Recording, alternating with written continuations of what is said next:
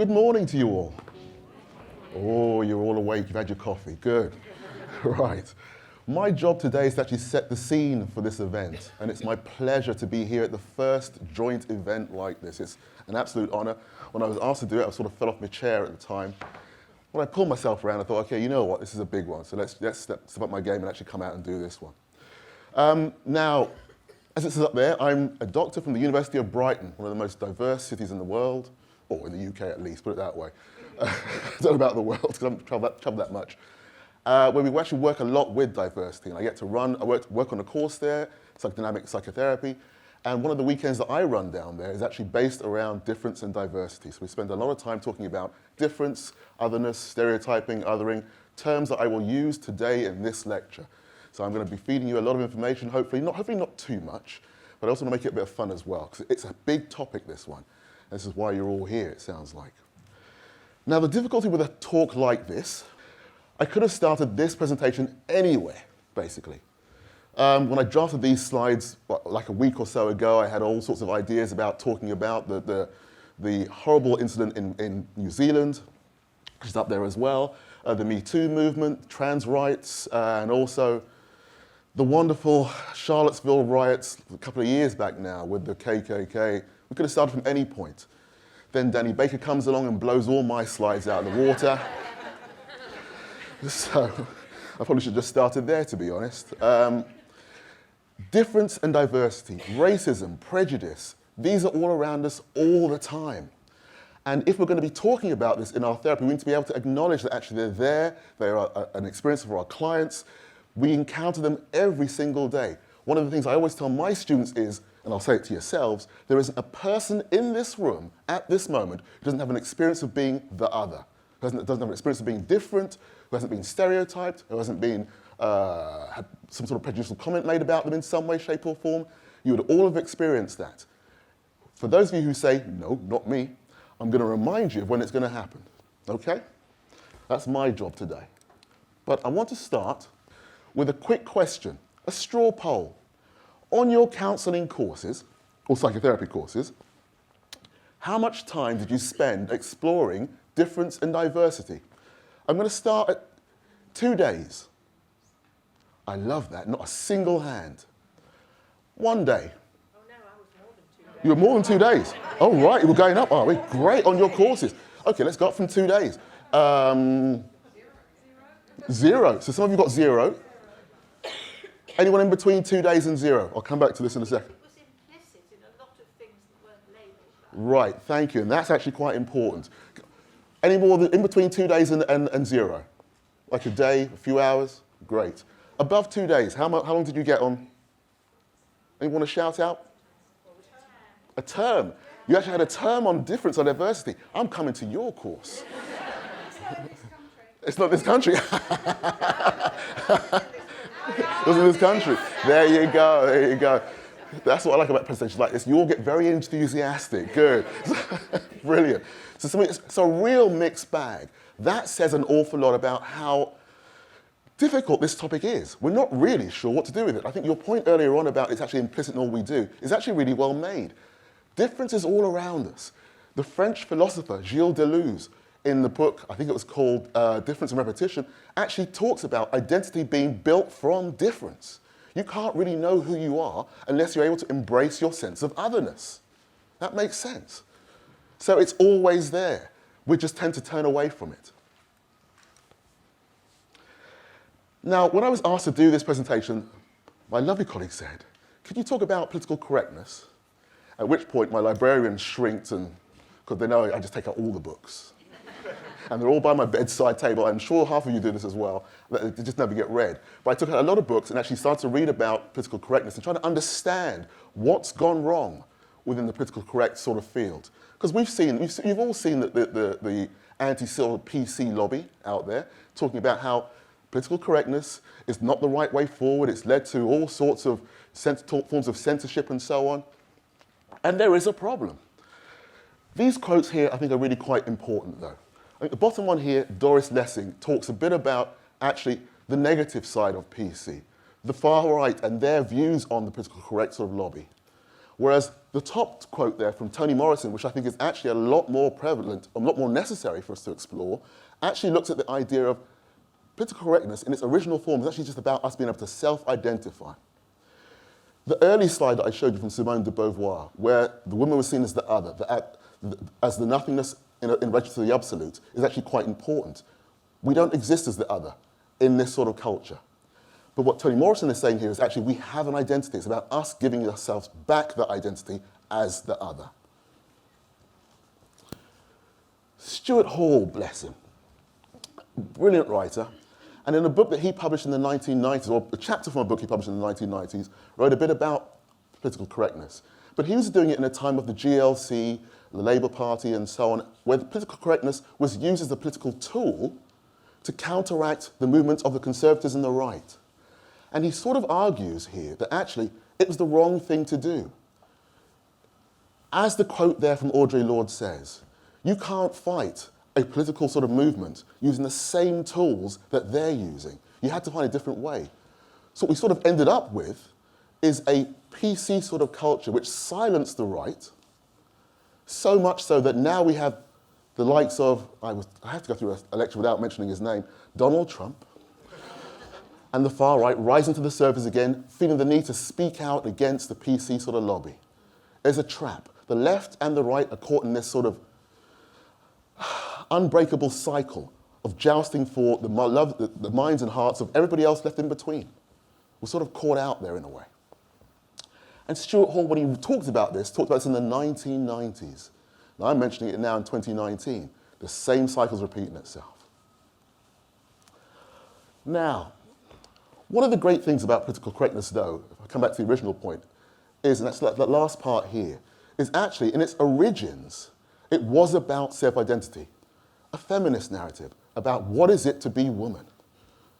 And to be able to have those sorts of conversations with each other, to actually recognize that okay, I don't have to be mirrored by a man or somebody else, I can be mirrored by my kin, my colleagues, the same people of my gender. And we do this a lot in therapy. Sometimes I feel more comfortable working with black clients than anybody else because I feel met by them in a way. We need that sort of mirroring sometimes. It's not rocket science. As a side note, I kind of like that quote up there from Twitter. That's one of the things about political correctness which I think is actually quite helpful. This idea that certain people get to say absolutely everything they want to, whenever they want to, sort of needs to be challenged. Talking about all of this, though, I'm going to intersperse some of this talk with my own experiences. I think it's important to do so as well, because I'm not standing up here as an expert. As Barry mentioned earlier on, we all have experiences of being different, of being stereotyped and having to deal with racist sort of comments. I've got loads from within psychotherapy and from without. I'll give you one example. I was walking through Eastbourne Station. Just come back from work, had been for a drink with a friend of mine. We're actually coming out off the train, walking through the station. As I'm walking down the platform, a woman comes up to me, she goes, "What's up, ma?" And I'll let you fill in the blank. And I'm like this. Did she just say what I think she said? And at some point, I said, you know what, you don't get to say that to me. And she goes, okay. And I'm like, okay, I'll leave it there. And I walk away, and she does the same thing again. At which point, I go full black. And I lose my cool. My inner patois came out. And I'm chasing her down the platform. I'm like, you don't get to talk to me. And she uses the phrase. Everybody uses it these days. I can say what I like. You can't silence me. You've heard that phrase yourselves, haven't you, I suppose? At which point, I took a photograph, gave it to the police, and let them deal with it. And bless them, they've done nothing with it since then. And that's actually a true story. Even within psychotherapy, I've had people stereotype and use racist comments against myself. At a workshop I attended, as a participant, like yourselves, I'm sat there, we've all done, you do that round robin where you all introduce yourselves and so on. Who are you? You say your name, whatever else. I say, well, okay, my name's Dwight, I'm a psychotherapist. The person says to me, you know what, you don't look like a psychotherapist, you look more like a bouncer. I'm like this. Did she just say that to me? You end up saying that a lot because you're trying to check out if what's just happened has just happened. Now, I'm in a room full of people, so at that point, I didn't actually do anything with that. But you know what I did? I went home, I got out my computer, I banged out 2,500 words and sent it off to BACP to publish in an article, and blessed them they did so. My passive aggression comes out in that sort of form. But it's just to show you, wherever you go, I'm going to be seen as just somebody who's black all the time. I'm a therapist, I'm an academic, many other things, but people will narrow me down to just the one stereotypical image because that's what they feel they have the right to do. And whatever your experience is, I'm sure you've had the same sort of thing. One of the things about the political narrative, it is very slow moving. Change doesn't happen very quickly. But there have been some changes. This is a slide from just sort of highlighting the Equalities Act 2010. We now have 9 protected characteristics. You'll all know these, I would have thought. So I'm not going to teach you anything more than you already know. But it's important to recognize that that's as far as we've come. And yet, as therapists, we have a lot more information to our hand, available to ourselves, which stretches this out way beyond the 9 the 9 examples. For example, how many of you read Jean Piaget's work? 2, 3, 4, 5, 6. Okay, some of you have. I do recommend it. He talks about how we encounter the other as children. This doesn't just start as adults when you encounter race or gender or age. It starts as children. It's the little child who's picked on because he's got the wrong color hair or because he's too small or whatever it might be. Groups of children will separate out somebody else and make them the other from a very early age. This is the material that we have within psychotherapy, but we're not teaching it a lot of the time. The book that I've mentioned here, Frances Aboud's book, Children and Prejudice, is pretty hard to get a hold of, but it is worth a read because she looks at the same sorts of things from a psychodynamic perspective through the lens of difference, through the lens of prejudice. I recommend it. But one of my favorite ways of exploring difference is through an intersectional lens. And one of the things I couldn't do today was actually produce a bit of film off YouTube to show you, so I'm going to have to explain Kimberly Crenshaw's work. I'm not sure I'm going to be able to do it justice. It is quite wide-ranging, and I do recommend looking her up on YouTube because she's very worth a watch. So Professor Crenshaw's idea was this, that whatever identity is, we sometimes walk with more than one type of difference, and we're doubly impacted accordingly. So, for example, her example is, if a woman of colour, there was a woman of colour who was discriminated against in her workplace, and in taking it to court, the judge said, well, hang on, is this about you being a woman, and therefore it's sexual discrimination, or is this about you being black, and therefore it's racial discrimination? And the judge said he had no idea, he had no way of actually working with that, because they're 2 different things for them. That sort of doesn't take into account, though, that actually our identity is not just a fixed point. I'm not just a black man. I have many different facets to who I happen to be, some of which are going to lead to me being the other, but some of which are also going to lead to me having a certain amount of privilege. Again, something that Crenshaw talks about. It's about recognizing the delicate interplay between privilege and otherness. We do this all the time. The problem with the current PC sort of narrative around difference is they're trying to make something which is very, very complex simple. And it was never simple in the first place. Here's a chart. You can find it anywhere online. Different types of identity. The top half is about types of privilege. The bottom half, types of otherness. On the top half, we have things like able-bodied, heterosexual, born in Europe. Things that most of you will have in this room. Below, on the below part of the line here, person of colour, non-European, bisexual, gay, lesbian, whatever. Things that might actually mark us out as the other. An identity will be made up of aspects of all of this. That makes sense. Which shows that actually our identity is really quite complex. So in any one moment of time, I'm walking with a type of privilege, but also with a type of otherness. Let's give you an example. Who am I? An intersectional identity. I'm 49 years of age. I'm 50 soon. Presents are welcome. I'm a psychotherapist, a supervisor, a lecturer, and works as a facilitator. I'm a father, and I'm divorced. I'm able-bodied, heterosexual, cisgendered. I'm born of Caribbean parents. I hold a PhD. In that whole identity there are layers of privilege. In fact, I'm an academic. Gives me a certain amount of privilege. It means I'm the one who's invited to stand up here on Friday morning. But also types of otherness. I'm a black man. In the hotel I'm staying at, there's only one other black man that I saw in the whole of the hotel. Bless him. Nice guy, American. So, I walk with these all the time. Sometimes with privilege as well, we attain it. On the previous slide, the whole idea about youth and age.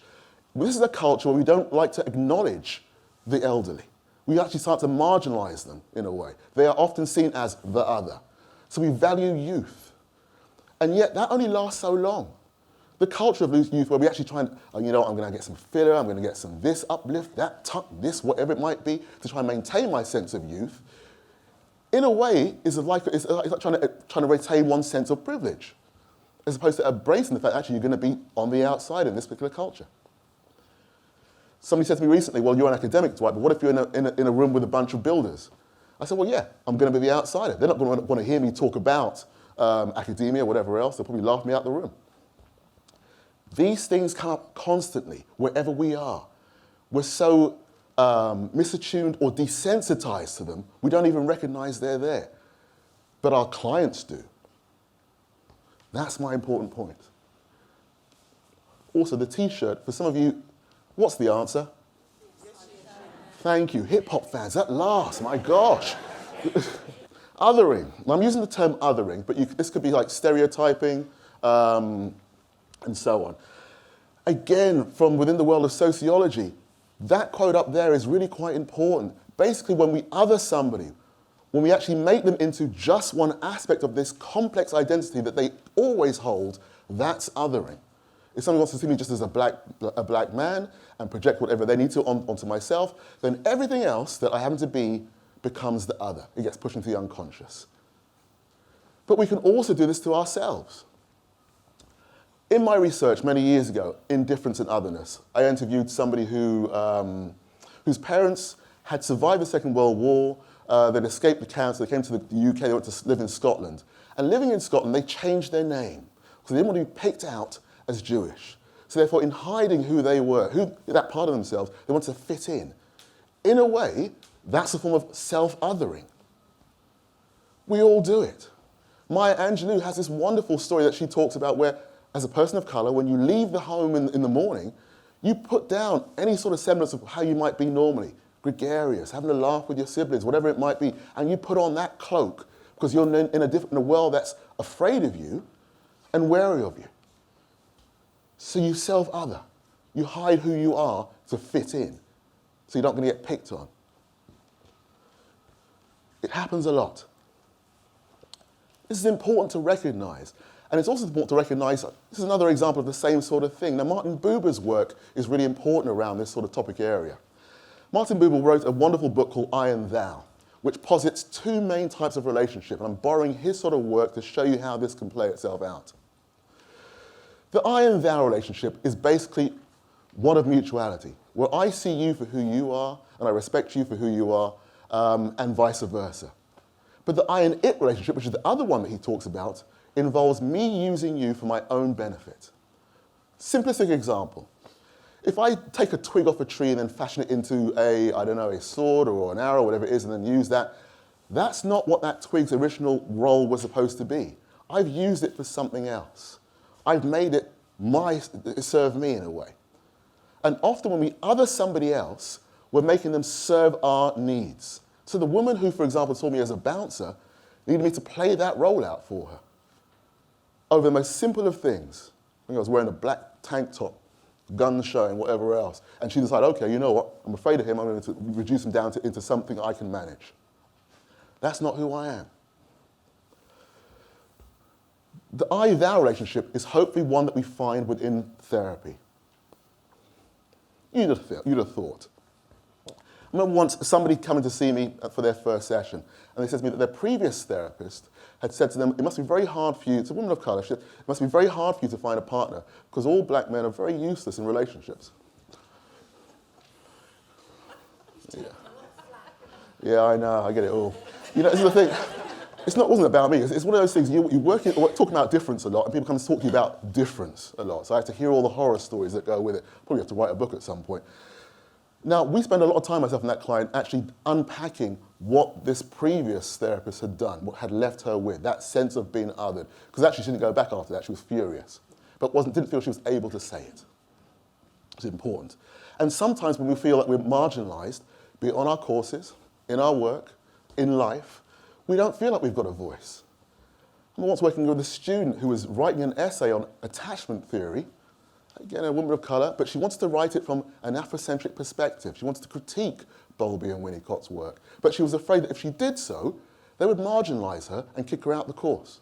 So she went through this whole backwards and forth. I want to be myself, but I'm afraid what's going to happen. We did this for weeks. In the end, bless her, she stuck to her guns and wrote her essay.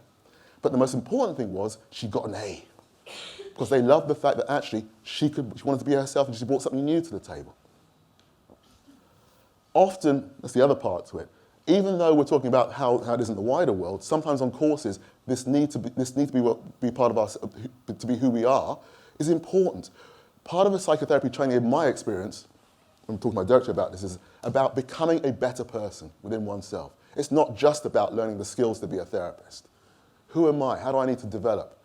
Those sorts of things. And that means finding a way of being more authentic, even beyond one's own experience of othering.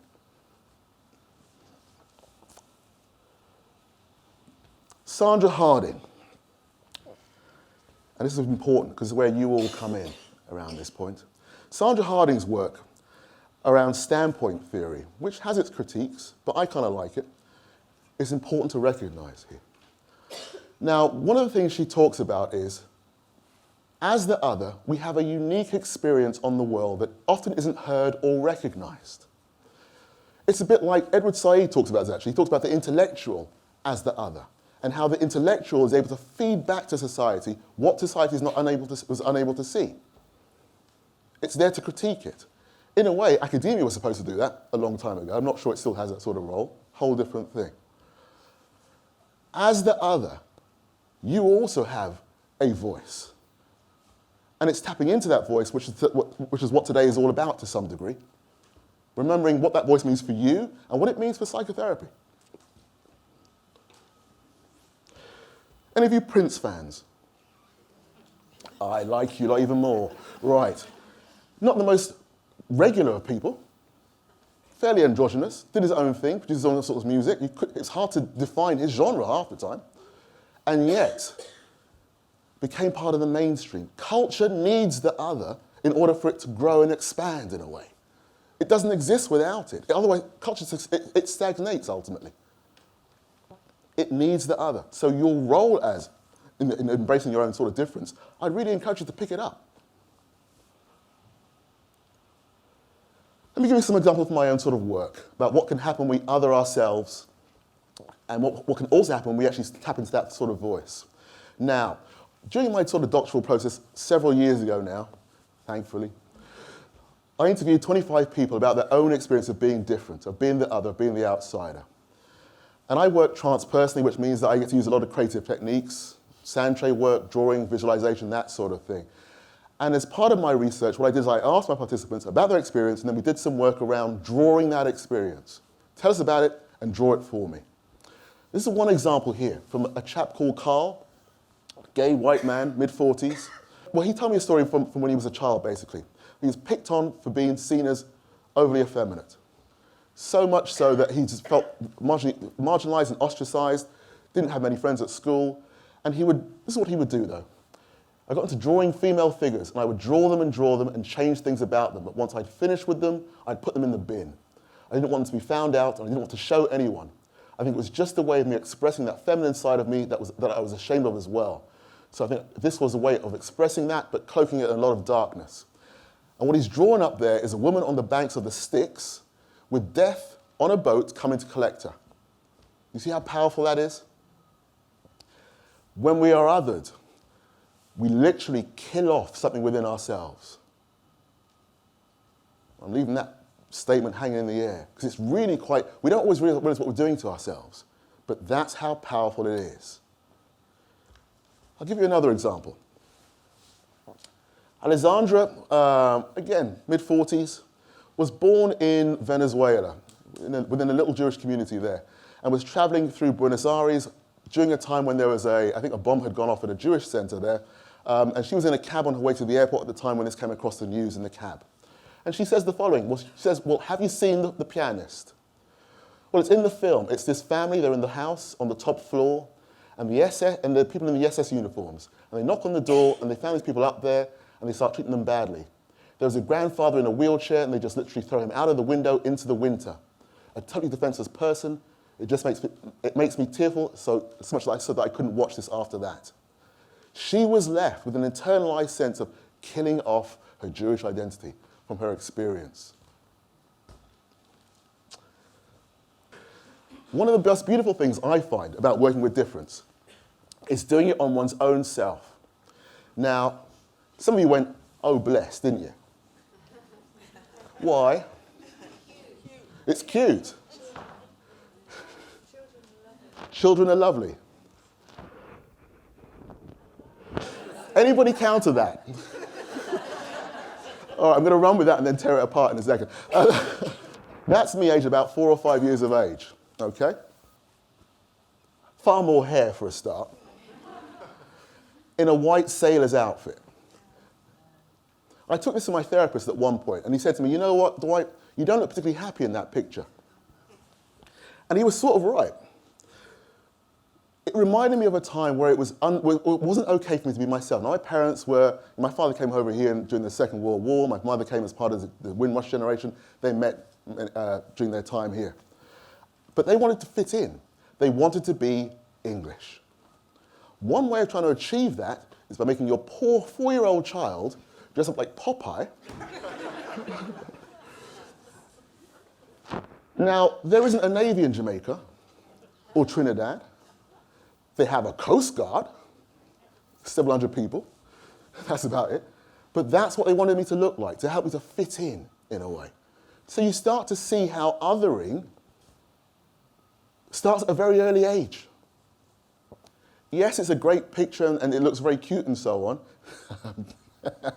You're hanging on to that, aren't you? You're not letting that part go. It's the dimples, isn't it? But there's another cost to that. And I think the years of therapy have helped me to recover parts of my black identity. I'm going to talk about some dreams in a second that I had when I was looking at my own sort of process of being different. But I'm going to start with one that actually really resonates for me about this whole journey. It's not on the slides, but I'll tell you it right now because I might as well do so. I had a dream once where I'm sitting on the lip of Victoria Falls. Middle of the falls, there's water to the left of me and to the right of me crashing over these falls. And I jump. And as I'm falling, I then land on a platform. There's a big water wheel to my right-hand side. And I turn around, walk back from the platform edge, and see there's 2 white people, both naked, one male, one female. They see me, they turn around, they run away. I then go back to the edge of the platform and I jump again. And as I fall with the spray brushing against my back, I hear the words, "It's all going to be fine." Now that dream, at the beginning of my therapeutic journey, threw me for months. No idea what it meant. Until somebody said to me, maybe this is about your authentic self coming through and you need to go home. So you know what I did? After several years of working with that dream, I got on a flight. I went to Dar es Salaam, because it was too expensive to fly into Lusaka.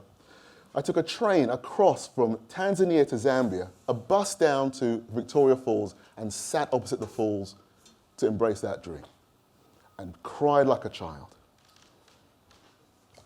That's the power of one's own sense of otherness. It's all in the dream.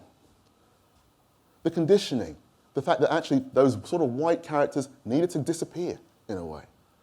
The power, the water wheel. And there was actually a power station on the Zambian side of the falls, I remember rightly. It's there in the dream. To get to that point, though, is a real sort of process. Give me a couple of other dreams. This is one here where I'm at my parents' house and I'm walking through the corridors on the ground floor. It's the night time, the lights are on, but as I stand by the stairs to the basement, I see that downstairs is plunged into darkness, so I hesitate to go down. The dream ends with me at the top of the stairs. So as I'm doing my own sort of research into what it is to be different, to be the other, my natural instinctual defenses against looking at what I've suppressed come into play. Brilliant dream. My persona's at play. I can only get so far as the top of the stairs. I want to go deeper, but I'm scared. This transformed itself into another dream as I was in this sort of process. Scene where I'm out food shopping, and as I enter a market grocery store where there are lots of fruits and veg on sale. Whilst I'm there, I stand on a forklift trolley and start to play, doing all sorts of tricks with the handle, like acrobatic dancing, balancing, bending, sliding this way and that. As I slide out of the shop, though, I bump into two men of colour, one slightly plumper, who distracts me whilst his skinnier friend suddenly stabs me in the back of the head with a knife. As I fall to the ground, they run off. It's a dream. The first part of the dream, I had to confess to, is a bit like a step and fetch it moment. I'm there in a shop playing the fool, because that's the way we find to fit in. We act a certain role, we play it out. The problem with that is, my unconscious is saying to me, that part needs to die. The dark night of the mind, I think the transpersonal therapist would call that.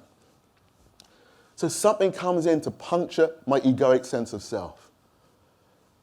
Difficult dream, but really important when you start to look at your own experience of what it is to be different and what you end up suppressing. Because these are the sort of processes you'll go through, where actually something has to be recovered from the unconscious, and it will wake up as soon as you start to access it. But let's end with one which is a bit more positive. I have to say, these aren't just 3 dreams over a week. I'd had a breakdown otherwise. They are over about a year's process. I'm in the middle of Talgarth Road in West London, and I'm watching as a group of people and cars come past me in celebration. I'm with several black friends of mine, including one guy who is cross-dressing, and my brother is to my right. We all wave and cheer the procession out onwards as the traffic jam heads out west of the city. The guy in the sky blue dress behind me asks if he can kiss me. I say yes, but with no tongue, dryly. So he kisses me excitedly, smudging his lipstick on me. Yeah. My brother slides dryly next to me, so we all just continue to watch the procession. That stage of the process is like a union of opposites. The whole reason for doing this was actually something becomes reintegrated. And what I realized in going through my dreams is the early dreams they were very much black and white, the symbols. The later dreams, like this one, very much of colour, but still hinting at more work to do. Nothing ends. The Talgarth Road part, though, is quite interesting. If any of you, I don't know if any of you live in West London, I was born and raised around that sort of area. And Talgarth Road is one of the main trunk roads from central London, internal, out through towards the airport, external. Ta-da! Simple as that. That took weeks to work out as well. It's all there in the unconscious, what we suppress. We need to be looking at it more. Ultimately, what I've tried to do today is to show you, just briefly, in 45 minutes to an hour, how important looking at difference can be if we engage with it properly within counselling and psychotherapy. Up until now, like I showed you the early slide, we've tended to err on the side of caution by looking at the 9 protected characteristics. But otherness, difference, diversity is in and amongst us all the time. I've given you 3 brilliant quotes there from different people talking about otherness. I could have put dozens, hundreds more up in these slides. I just can't cover them all. It's a shame, therefore, that within our trainings, on the whole, there's some of you who've been very lucky, had semesters and terms or whatever else, we don't spend more time exploring this sort of material. It's all there. Thank you.